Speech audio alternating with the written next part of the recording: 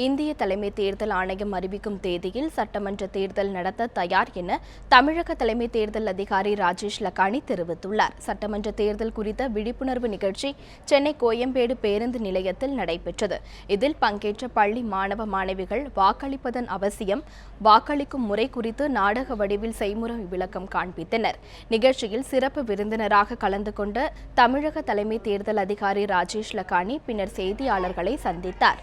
அப்போது பேசிய அவர், இந்திய தேர்தல் ஆணையம் அறிவிக்கும் தேதியில் தமிழக சட்டமன்ற தேர்தலை நடத்த தயார் எனவும், தமிழக தேர்தலுக்காக சமூக வலைதளங்களில் தீவிரமாக பிரச்சாரம் மேற்கொள்ளப்பட்டு வருவதாகவும் தெரிவித்தார்.